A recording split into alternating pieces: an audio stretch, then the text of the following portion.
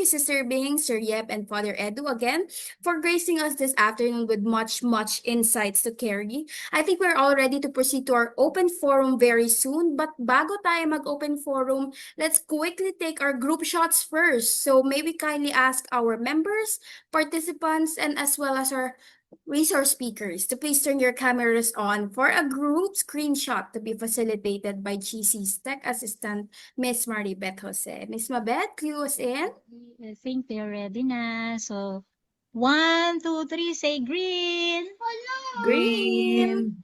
1, 2, 3, say green. Green. Maraming salamat po. Thank you, Miss Mabeth, and sa inyong lahat. Sir David, I think ready na po talaga tayo for our open forum.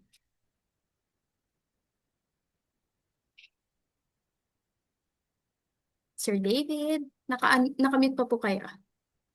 Sorry, Yan. pinindot ko na pero napindot ulit. Anyway, maraming salamat sa ating napakagaling na speakers. At ngayon, we're ready for our open forum. So thank you muna, Miss Mabeth, for that group shot natin. So it's time to open the floor to hear some of the thoughts, questions, and reactions of our participants both on Zoom and on the Facebook live stream. Please use the raise hand option on Zoom if you would like to speak, and we will gladly recognize you. Once called, please introduce yourself and clearly state your question and to whom it is directed. Or you can also have the option to type your question or comment in the chat box. Marian and I will gladly read it for you. Rest assured that we will try to entertain as many questions or participants as time permits, following a first come, first served basis. In the interest of time, for those that we won't be able to entertain, feel free to reach out through GC's channels or directly to our resource speakers. Also, to our resource speakers and to everyone who may wish to send in more resources to supply our conversation for this afternoon, please feel free to send us links in the chat box, but make sure, of course, that links are safe and that context is provided for whatever you will send. We will gladly welcome them to keep the conversation going, and para na rin po may resources tayo to repair us later on. Now, let's start with the open forum. So, pwede mo magtaas ng kamay at mag-send ng question sa chat box. Yes, Miss Tessa, you're recognized.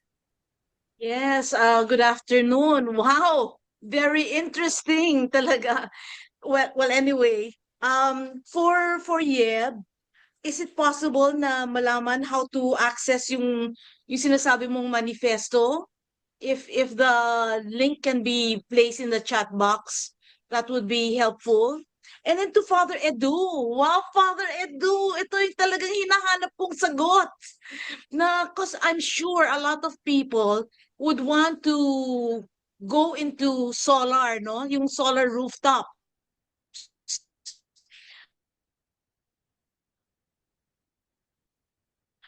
However, yun na nga,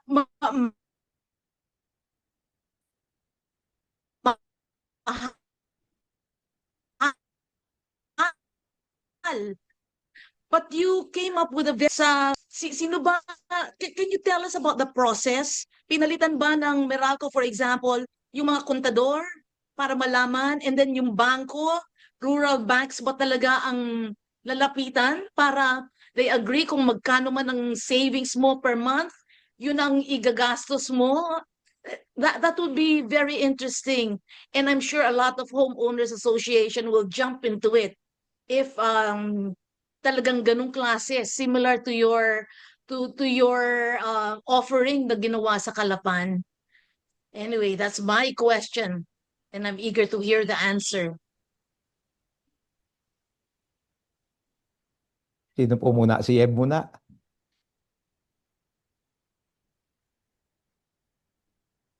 Sagutin ko po muna. Wala pa po. Sige, Father Edu.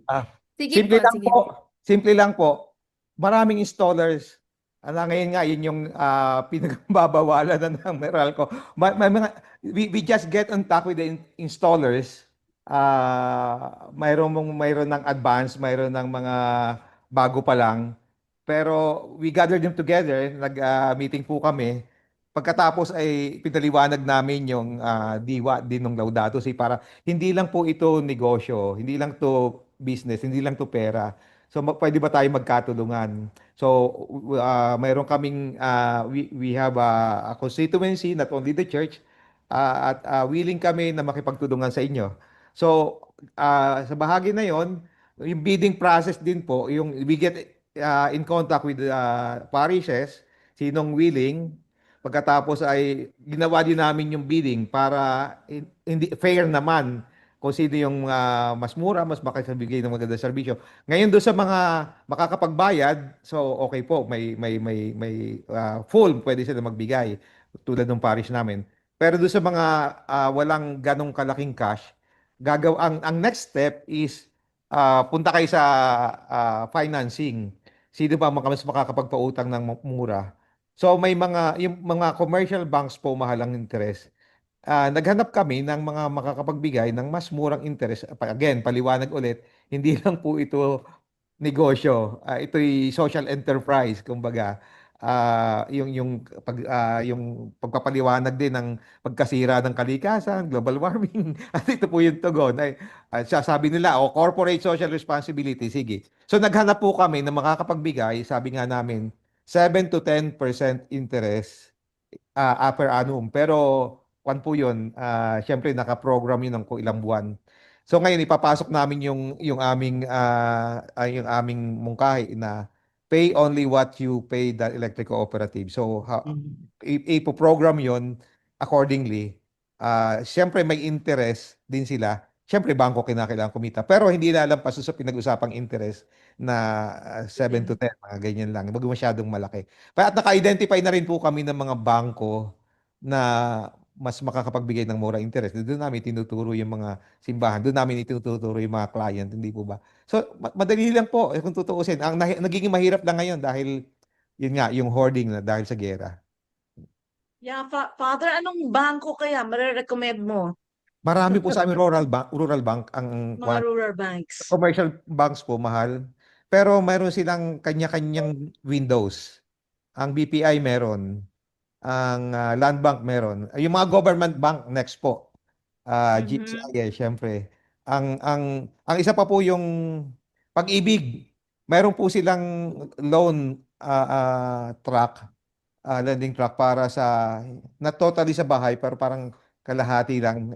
Anyway, may mga basta marami pong yun po yung aming ginagawa ngayon, i-gather yung mga impormasyon sa locally available. Sa Manila hindi ko po gaanong alam yung landscape diyan ng mga bangko pero locally yung napag-aralan po namin. Okay, thank you. Thank you, Father. Okay, thank you, Miss Tessa and Father. Ayun po, na-share na po ni Sir Yeb sa ating chat box ang link sa manifesto na ni-request po ni Miss Tessa nung iba pa nating participants. So, who's next po sa ating mga magtatanong? Feel free to raise your hand po or drop your question in the chat box. Yes, Dr. Gala. Yeah, good afternoon. Hi, Bing, Yeb, and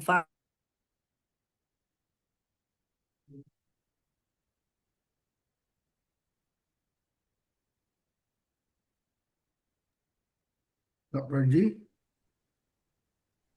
Dr. Gala, parang nawala mukhang may yata connectivity internet. issues po yata. Sige po, while waiting for Dr. Galang, maybe may iba pa pong gustong magtanong sa ating mga resource speaker. Go ahead po. Tignan natin ang ating chat box. Igagastos mo, Peter? Tingnan natin ang mga insights sa chat box, no? While waiting for Dr. Galang.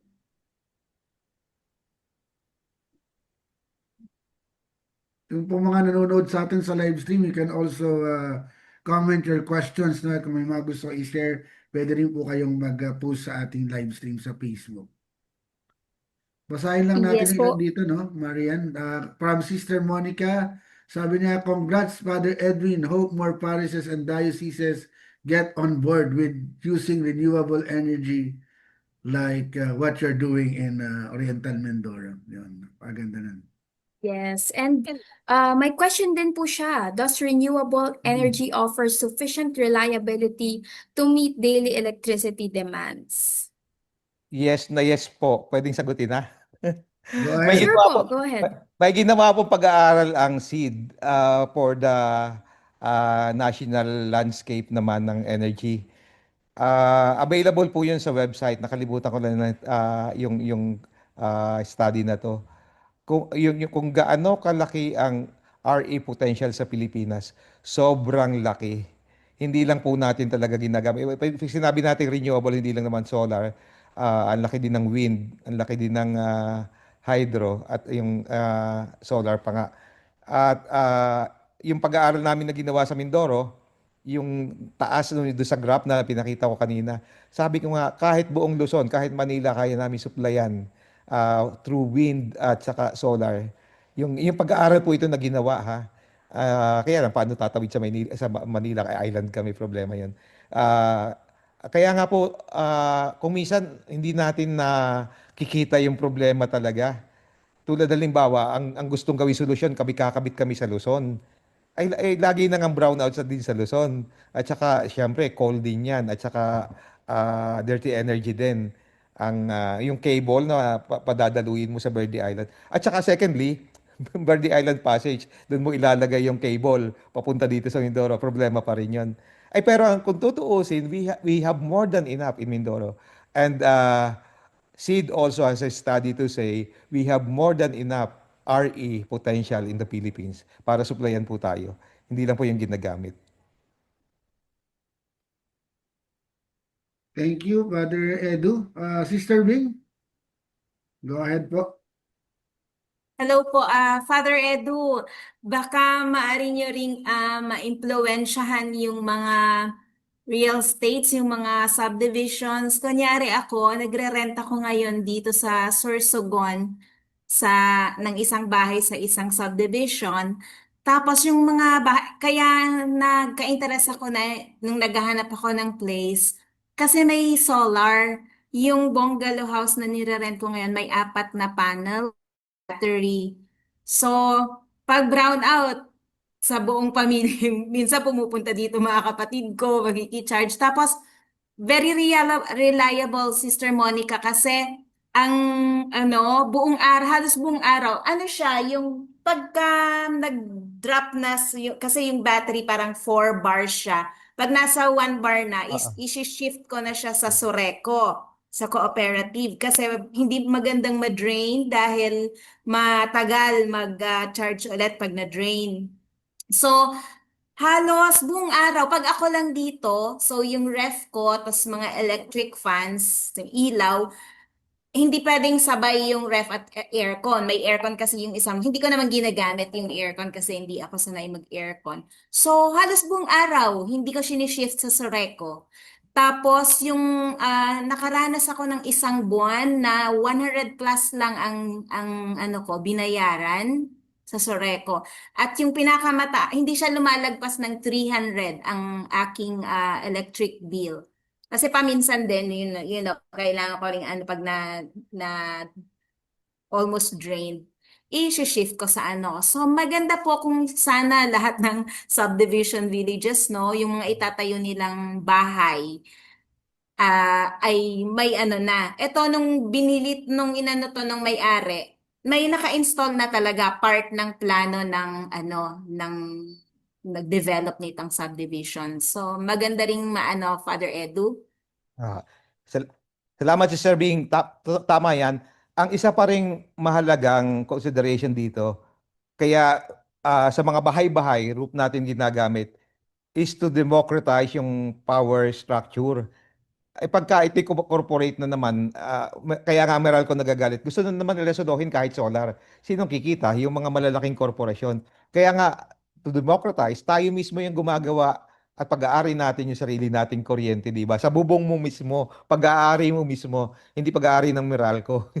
Pag inilagay din naman natin yung mga solar farms na yun na malalaki, ay sila na naman ang may-ari. Tayo na naman ang magbabayad, sila na naman ang yayaman. So, may kwan dito sa ating ekonomiya. At yan, tama ka. Inimbitahan din namin yung mga housing, house association, At dahil nga sila rin ang mga karamihan na may kakayahan dahil kung nasa subdivision ka kahit paano ay hindi mo na kinakailangan gaano yung financing.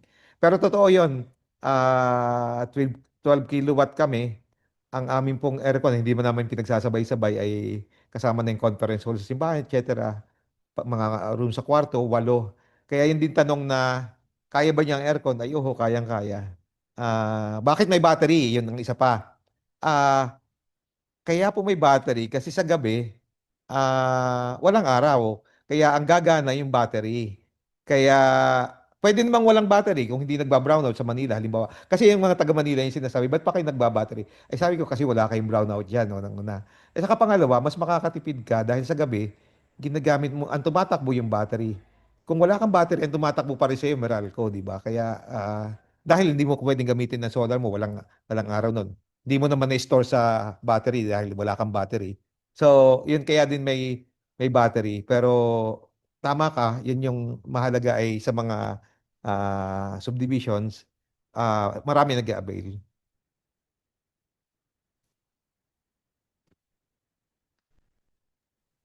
I think there was also a comment kung pwede hindi Catholic ang mag-join sa mga movements na that was explained by Bing and Yeb. Yes po, I think that was from Miss Bainar Hata Alonto. She shared a manifestation that I believe Mother Nature does not have religion. Maybe our speakers from Laudato Si, kay Sister Bing and Sir Yep po, makapagsagot po. Thank you.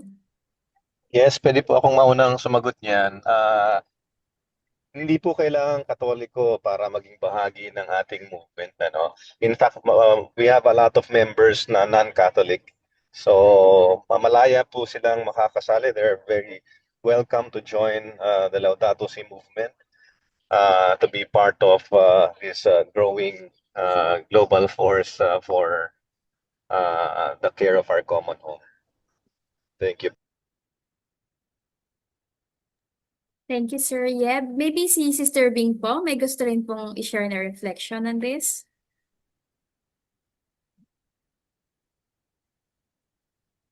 Ulit nga, Marian, kasi nagkahulan ang mga aso ko. I had to put on. Okay lang po. Ayun po, may reflection po kasi dito si Miss Bainar Hata Alonto kanina na although the speaker seems to be rubbing on the Laudato Si that is exclusively Catholic, I believe Mother Nature does not have religion.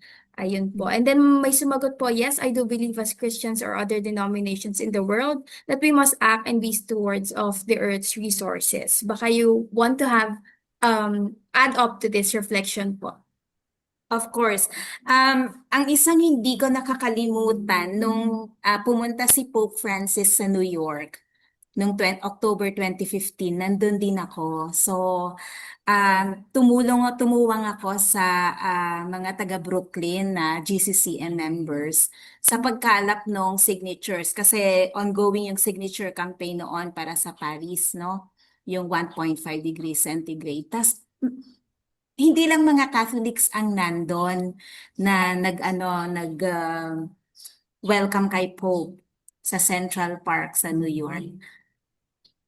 May mga Jew, may mga Hindu, tapos nagpapirma ako sa isang Jew, siya, no? Sabi ko, would you like to sign our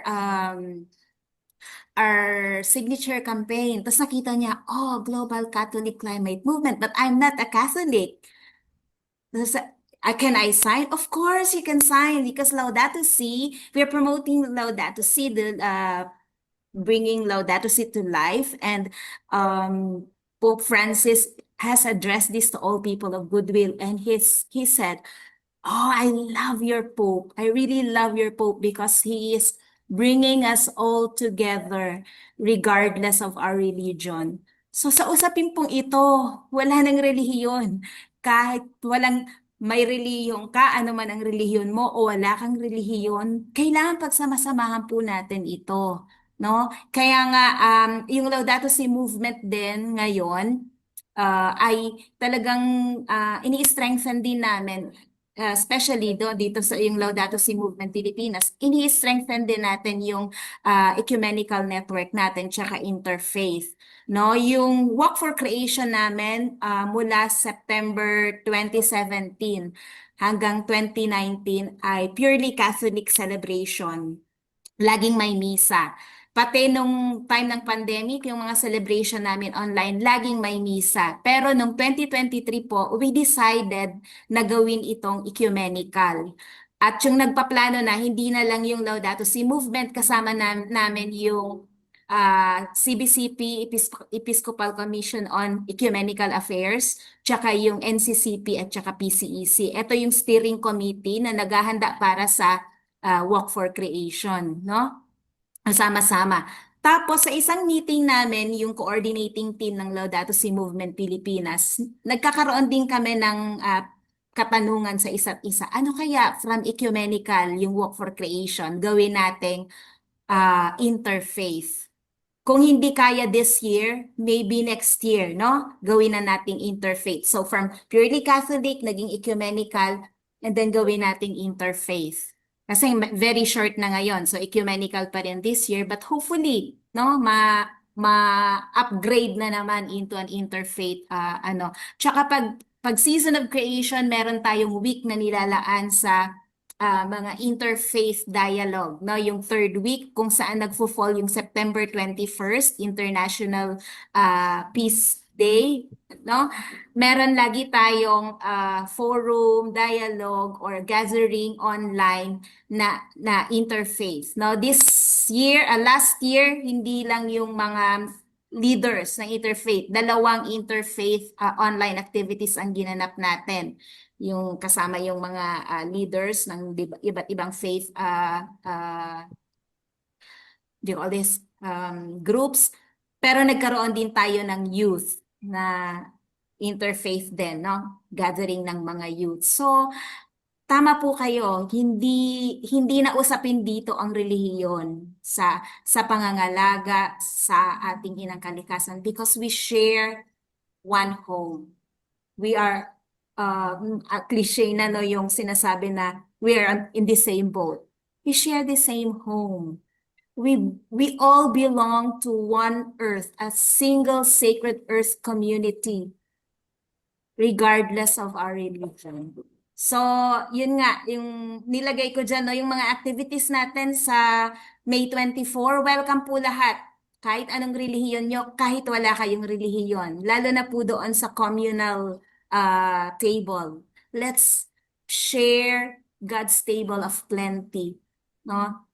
I had a very, like, I consider it a mystical experience when I was in Ireland and we were having mass sa isang park. No? Tapos, habang nagmimisa, yung every Wednesday to, may misa kami sa iba't ibang parks na part ng program, sabbatical program na inattendan ko. We call it a cosmic mass. Tapos nung last na, naiwan ng pare na nag-facilitate ng cosmic mass namin, yung maliit niyang table na lagi namin ginagamit, yung folding lang na maliit talaga. So, ang table namin yung lupa. Doon niya nilatag yung nandun yung chalice at saka paten, no? And while he was doing the consecration, napatingala ako, there was like a cloud na ang shape ay hand. And a small voice was saying, "This is my body. The body of Christ is not just that bread, piece of bread, but the whole of creation is the body of Christ. And the table of plenty where we share this gift of all the gifts of creation ay yung inang lupa." Kasi yun yung table namin that time yung inang lupa talaga. A very, like we share this same table of plenty. Hindi na ito usapin kung Katoliko ka o ano. Kaya lang, for now, by nature, kasi inano naman to finound naman ang GCCM nga na naging Laudato Si Movement. Kasi dun nga sa Climate March na out of 1,500 organizations, dadalawa lang ang Katoliko. So, asan ang mga Katoliko? No? So, na-found ito sa ganong pananaw na kailangang mapakilos ang mga Katoliko. Pero hindi ibig sabihin na kung by nature nakalagay pa kasi sa logo, no? Catholic movement, for Catholics, no? Ay hindi welcome. So yun nga, nung pinag-uusapan to din, dahil bring out ko din ang, dito talaga sa Philippines, gusto namin yung membership maging ano na, no? Iba Father Edo, nung refounding process natin, ang haba ng usapin doon sa membership kasi kailangan wala na yung Katoliko, ganyan-ganyan. Pero since nag-a-align tayo sa international, we are part of the international, no? Nung brinout out ko to sa Global Membership Council, yun na nga, sa ngayon, ito pang nature natin, Catholic movement. Pero yung membership, yun, welcome yung non-Catholics as long as may embrace muna nila na ang nature sa ngayon ay Catholic movement pa siya. Pero kasama natin ang iba't ibang relihiyon sa pagkilos, no? Kasama natin doon sa Raising Hope. Hindi naman lahat Katoliko ang nandun sa Raising Hope Conference, no? So marami na tayong activities na pinagsasamahan kasama yung ecumenical family natin at yung interfaith group natin. Thank you. Thank you, Sister Bing. Yes po, no, tama po. After all, we all share the same planet, no? And interestingly, may mga questions po for Father Edu, pero sinasagot niya naman po sa chat box. So in the interest of time, we can all read it na lang din. Basahin po muna natin yung ibang mga tanong, no? From Juan Miguel Ala Tolentino, a decade after its establishment, kumusta po ang buhay ng Laudato Si sa Pilipinas sa perspective ng Laudato Si movement? Overall, how significant do you think the progress has been? Has the initial passion and energy from the initial years carried through 2026? How optimistic should we be? Maybe Sir Yep and then Sister Bing can answer this also. Thank you.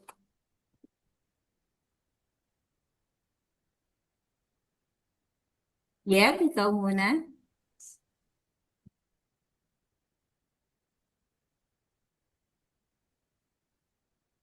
Pasensya na po kasi nasa labas ako at sige po, yung tanong asa na ito po ba yung tanong ni Tessa? Juan Opo, Miguel, ni, pero sa Sir Juan Pilipinas, Miguel Alat. Okay po. I did not catch the last question, sorry. Okay pa. A decade after its establishment, kamusta po ang buhay ng Laudato Si sa Pilipinas sa perspective ng Laudato Si movement? Overall, how significant do you think the progress has been?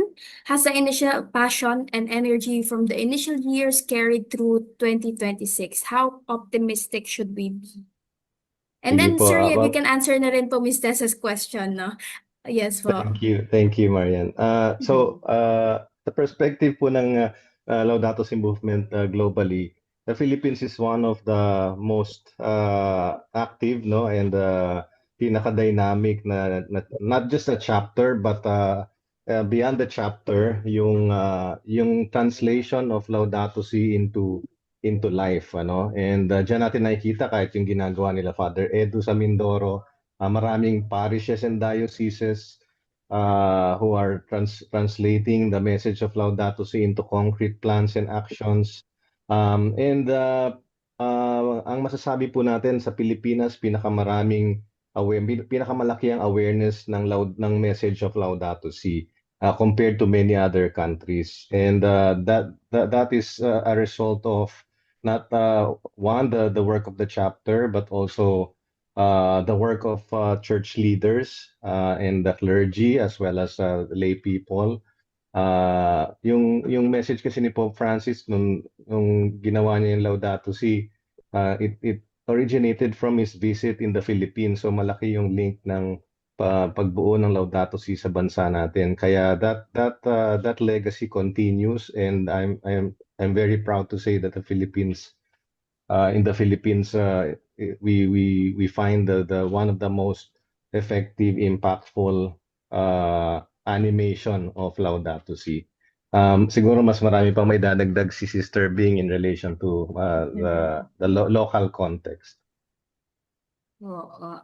Doon po sorry, yung tanong pala Sige. ni Miss Tessa, just to contextualize kasi ang ano po, mga plans na sinasabi sa Laudato Si Action platform, it's a wide range of details. No, merong mga very simple plans na individual, merong mga group of young people katulad nitong zero waste culture shift na plan na schools and parishes have established what they call Wrapper Free Friday. So it's a very small act na wala na silang single-use plastics once a week. But of course, that creates a lot of conversation.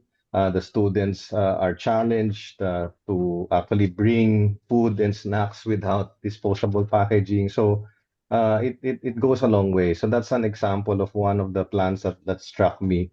Meron din po mga may plan din ako naalala na about ecological education and educational institutions converting unused patches of land into community gardens. So these are very doable and very affordable to implement ano. And then yung isa sa paborito ko may tinatawag din doon na care for creation pilgrimages no. So yung hindi lang naman necessarily environmental no, spiritual actions are also important. So yun po yung mga examples, but there are many amazing examples that you can find from the plans that have been submitted. So thank you po.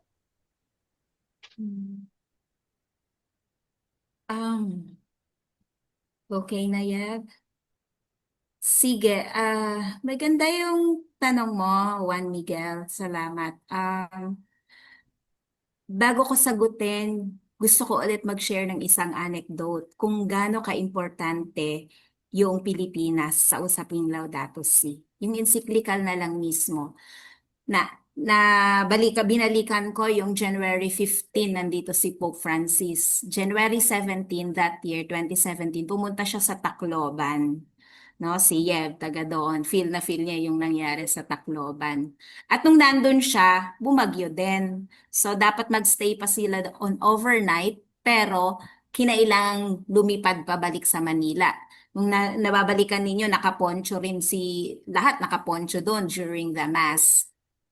When I was in the US, nagkaroon ako ng pagkakataon mag-attend ng isang Laudato Si symposium na ang speaker ay yung sa CNN si John Allen na apelyido niya.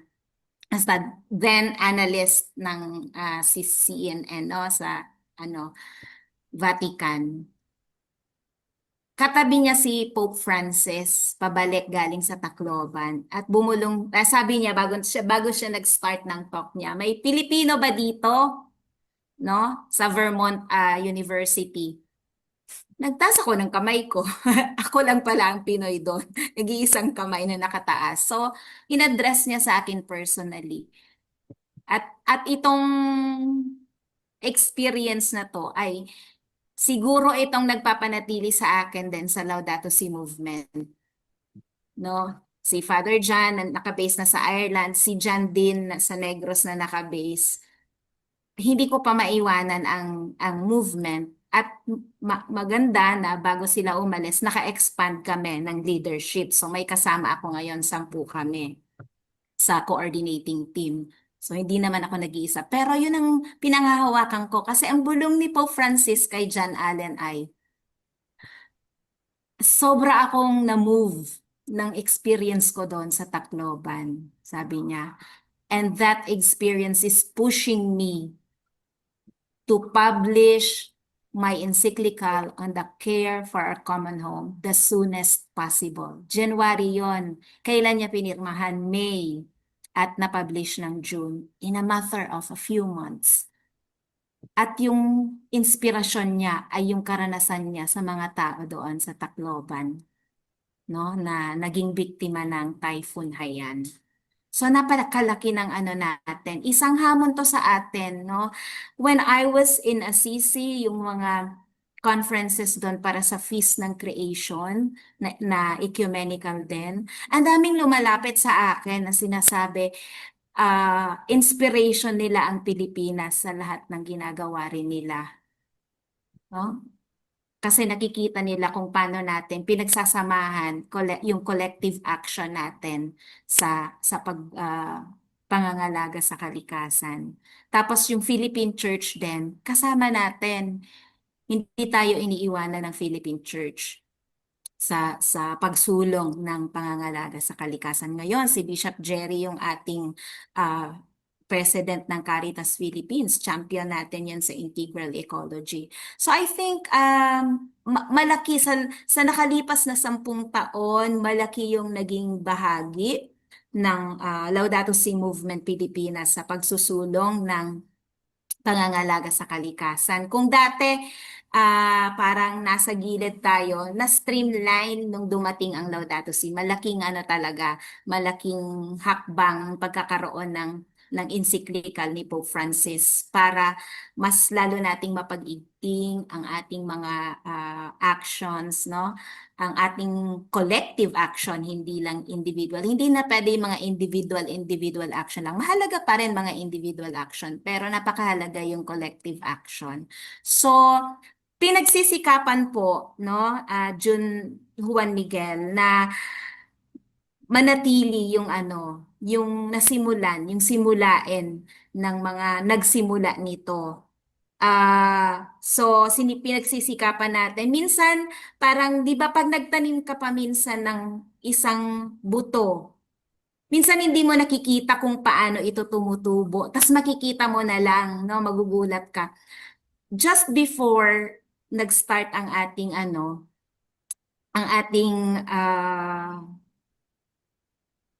Kamayan Forum, may nag-message sa akin na kalimutan ko kung anong role niya doon sa SVD Farm sa Silang, and writer siya, sumusulat siya ng mga storya. At sabi niya, naririnig ko yung ng Laudato Si movement. Okay ba nagawan ko ng libro ang past 10 years ninyo, no? So parang wow, sabi ko wow, ganun ba yun? Tapos may mga kabataan na magme-message sa akin na gusto nilang mga makasama sa pagre-revive ng Laudato Si Gen, no? May mga bigla na lang magme-message, ngayon ko lang narinig, no? Paano ba mag-member dyan? Yung ganon. So, hindi ko alam kung, minsan hindi ko kung paano yung impact natin, no? Minsan hindi tayo aware. Gumagawa lang tayo ng mga kaya nating gawin, maliit o malaki.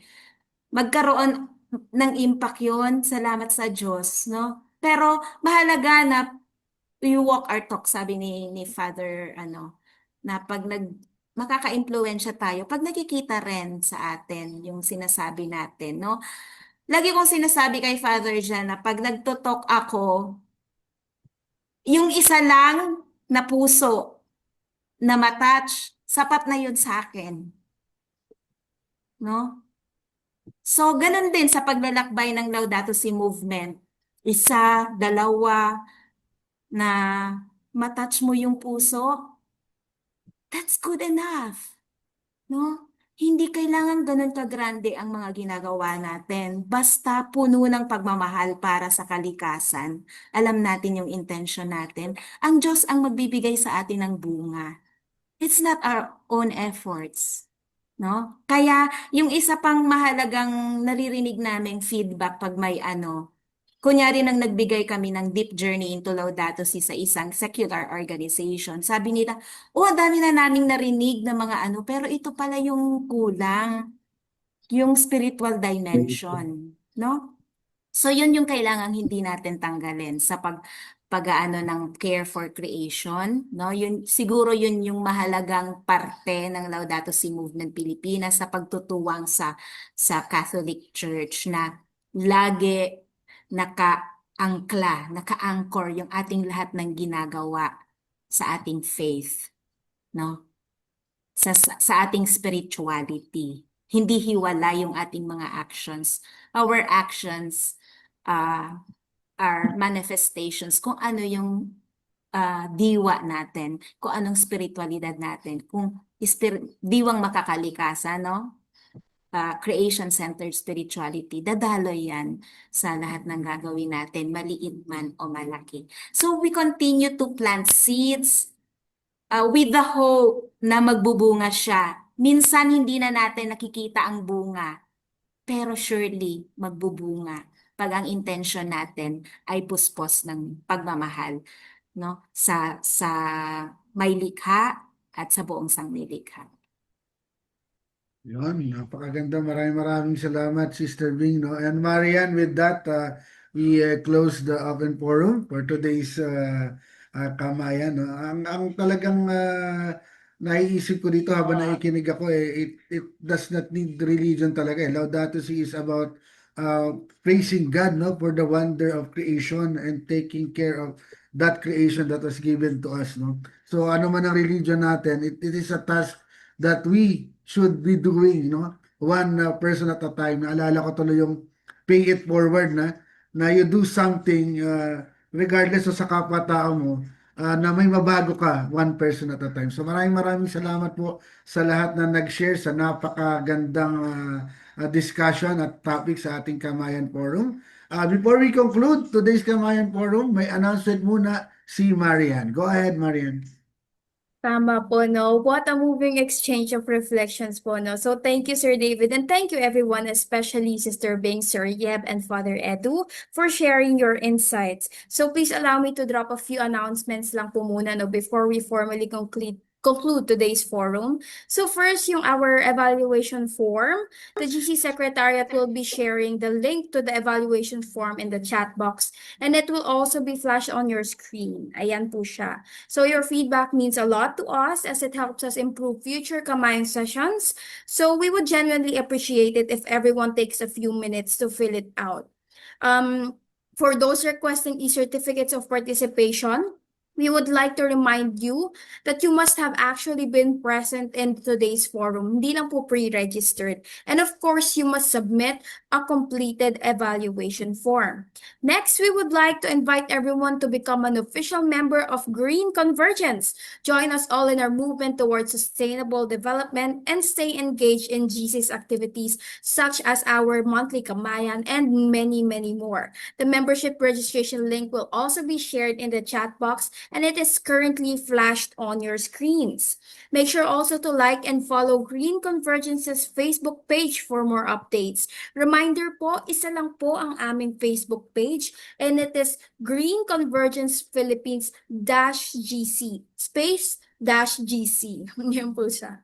So, isa lang po yan, wala po kaming ibang page. Lastly, we encourage everyone to be mindful of their carbon footprint. Use the Ako Ang Bukas or AEB Household GHG Calculator web app where you can calculate your carbon footprint and find ways to reduce it. You can also be part of the bigger change by signing the Ako Ang Bukas pledge. Also, AEB has an upcoming seminar workshop on GHG accounting. The theme is Laudato Si and the urgency of climate action, and it is going to be held on May 22. We still have online slots, no? Ubus na po ang ating on-site slots. This will be a hybrid session at the De La Salle College of St. Benilde in Antipolo with various sectors in the province of Rizal. So we hope you can still join us virtually next Friday. Pre-register po tayo sa link on your screens and in the chat box. So these are all shared naman po sa chat box, no? And for our resource speakers and everyone in the Zoom room, feel free also to send in links in the chat box. If you have programs or projects that we can maybe participate in or explore as well. Also, lastly, baka po may announcements po from our partners and Laudato Si Movement Pilipinas. Feel free po to take a minute to share some news activities this coming week and other announcements. Although discuss naman na po to ni Sister Bing kanina, baka po we can encourage them once more, just a bit po, para po ma-remind sila sa activities natin. Sister Bing? Any last few announcements po? Yes, thank you, Marian. So see you po sa May 17, 7 to 9 p.m. sa ating online recollection with Bishop Jerry Alminasa. At sa May 24, yung mga culminating activities natin sa Malate Church, we have a Laudato Si Mass with Archbishop Antonio Ledesma and some other priests na magko-concelebrate. Tapos meron tayong 1 million tables sa communal plant-based meal at 11:30. So yung misa 9:30. Then 2 p.m. yung Laudato Si film, The Letter. And then the whole day we have a Laudato Si advocacy exhibit. So I invite yung especially Green Convergence to join our Laudato Si exhibits. Meron pa po tayong 6 na tents na pwede ninyong gamitin kasi we have 10 and only 4 have registered. So ang registration po natin sa ating exhibit, yung mga grupo na gustong mag-exhibit ng kanilang mga advocacy from 6 a.m. to 6 p.m. until May 22 po ang gustong sumama sa ating communal meal. Hanggang May 22 din po ang registration. Pinost ko dito sa group sa chat box at saka nandun din po sa page natin. So yun na po siguro. Sana magkasama-sama tayo. At in the very near future, ilalabas na po namin yung mga membership forms sa mga gusto rin pong mag-member sa Laudato Si Movement Pilipinas. You are very welcome. The more the merrier para sa pagmamahal at pangangalaga natin sa inang kalikasan. Maraming salamat. Thank you, Sister Bing. Yes po, nakita ko po, nakashare na po sa ating chat box. We can all check that out po. Thank you again, Laudato Si Movement Pilipinas, for partnering with us for this month's Kamayan, and we hope for the best in the coming Laudato Si week. Back to you, Sir David. Thank you so much, Marian. At syempre, thank you din sa LSMP at kay Sister Bing for being with us today. Ganun din sa ating mga speakers. So to wrap up today's conversation with her closing remarks, please allow me to introduce a passionate environmental leader and educator who ceaselessly grounds her advocacy and her work in God's creations. She is never not reminded of the blessings that we must altogether protect and conserve. Please welcome Green Convergence Founding Trustee, Dr. Angelina Pigala. Makalikasang araw po, Dr. G. Magkakalikasang araw, David, Marian, at lahat ng kasama natin dito sa kamayan na ito. Congratulations to Laudato Si Pilipinas and Laudato Si movement for staying firm in this vision, in this journey towards united community, all striving for deep ecological conversion and using it to care for God's creation. We are very lucky to have this afternoon yung ating three of the pillars of the environmental movement, and especially of Laudato Si, being Yeb and Father Edu. Of course, we've had many people of religious people with us since way back in the environmental movement from the 70s, 80s, 90s. Father John Laydon, sinasabi nga ni Bing, because he really made the parish of Malate a very ecological parish. Bishop Alminaso, of course, has been always with us, and he has been very active in the anti-mining movement. May I mention Sister Aida Velasquez, who is now retired, but still, I'm sure, following events in the country. Father Archie Casey, who is now in Ireland, but whom Yeb sees every now and then in the COP meetings.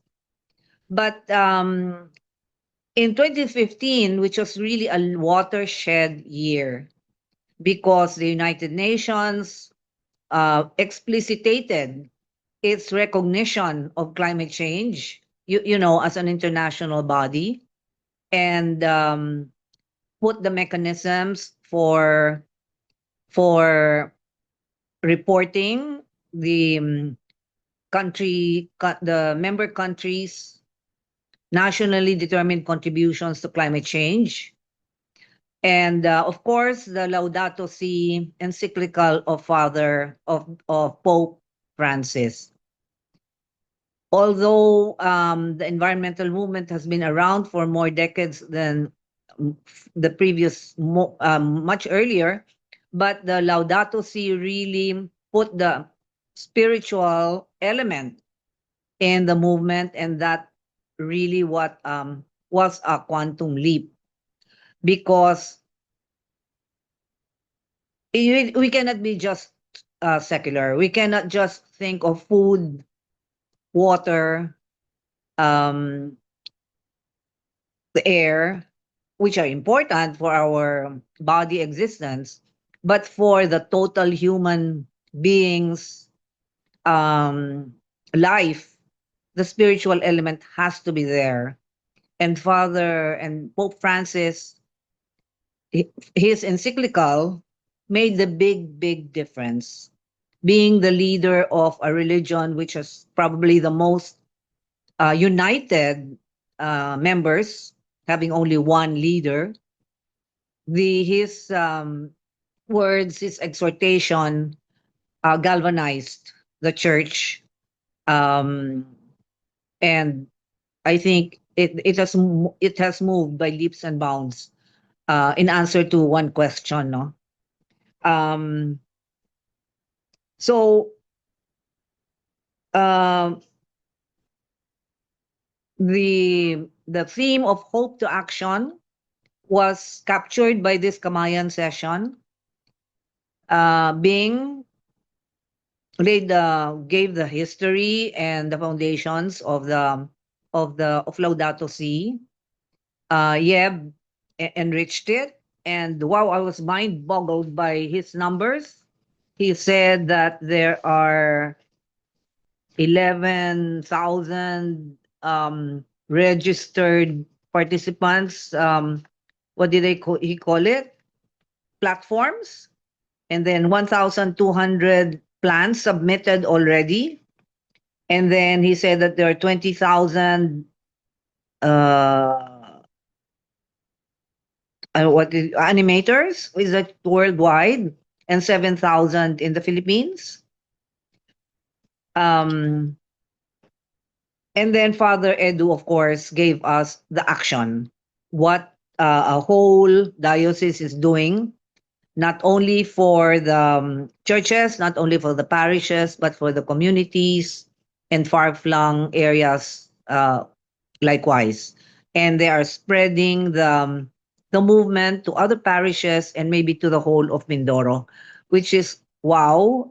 Hats off to Father Edu and the Mindoro people for actualizing the spirit and call of Laudato Si. And hopefully we have all been inspired by this session. And we will do our part as individuals, households, and organizations to continue actualizing the spirit of Laudato Si, giving praise to God who gave us all these blessings. So thank you to our speakers, to our MCs, and to everyone who attended. We'll see you next month. God bless. Thank you very much, Dr. Galang, for those very inspiring closing remarks. Very true po, no, that it is so important to ground ourselves in the spiritual aspect of caring for the environment and pushing forward climate solutions. Thank you again, Dr. Galang. And I think a perfect way we can conclude our forum alongside the moving words of Dr. Galang is to watch the Laudato Si O Mi Signore. So sit back, relax, and take in the Laudato Si O Mi Signore to be played on your screens.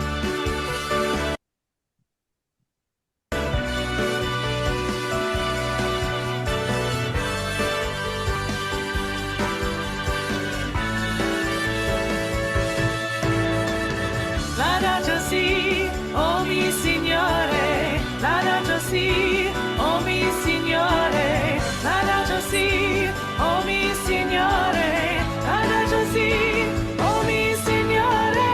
Yes, be praised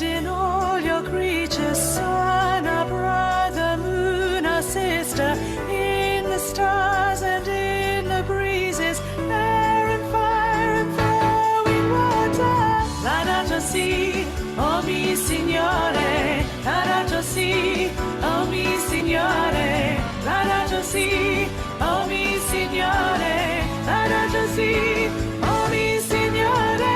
Thank you for the earth, our mother, she who feeds us and sustains us, for our fruits, our grass, our flowers, for the mountains and the oceans. L'adagio sì, oh mi Signore, l'adagio sì, oh mi Signore, l'adagio sì, oh mi Signore, l'adagio sì, oh mi Signore. Praise for those who spread forgiveness, those who share your peace with others, bearing trials and sickness bravely, even sister death for them. L'adagio sì, oh mi Signore, l'adagio sì, oh mi Signore, l'adagio sì, oh mi Signore, l'adagio sì, oh mi Signore. Life is but a song of worship, and the reason for our singing is to praise you for the music. Join the dance of all creation. L'adagio sì, oh mi Signore, l'adagio sì, oh mi Signore, l'adagio sì, oh mi Signore, l'adagio sì, oh mi Signore. Praise to you, our God and Father, praise and thanks to you, Lord Jesus, praise to you, most Holy Spirit, life and joy of all creation. L'adagio sì, oh mi Signore, l'adagio sì, oh mi Signore, l'adagio sì, oh mi Signore, l'adagio sì, l'adagio sì.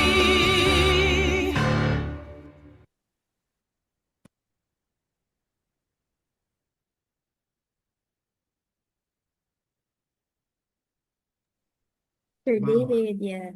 Talagang medyo nagkaroon ako ng hang up doon sa napakagandang mensahe at kanta, no?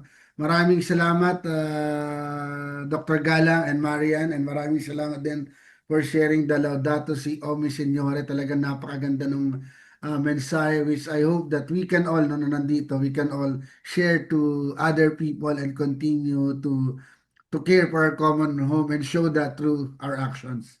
Thank you din po sa ating resource speakers at sa lahat na nandito, lalo na sa ating partner for this month's episode, Laudato Si Movement Pilipinas. We truly appreciate your initiatives and we are so glad to allow Kamayan to be platform for this. Thank you, thank you. Reminding everyone that our next Kamayan will be on June 19, 2026. We hope to see you all again for another meaningful Kamayan para sa Kalikasan session. This has been David D'Angelo, Green Convergence Public Relations Officer, and with me was Marian Luisa Palo, Media and Communications Officer of Green Convergence. See you all again on June 19. Let us keep the conversation going, share what you've learned, invite others to be part of the movement, and together let's build a greener and more sustainable future. Muli, maraming salamat at makakalikasang araw po sa ating lahat. Have a good weekend! Have a good weekend everyone. God bless you all po. Maraming God salamat. bless. Padayon ka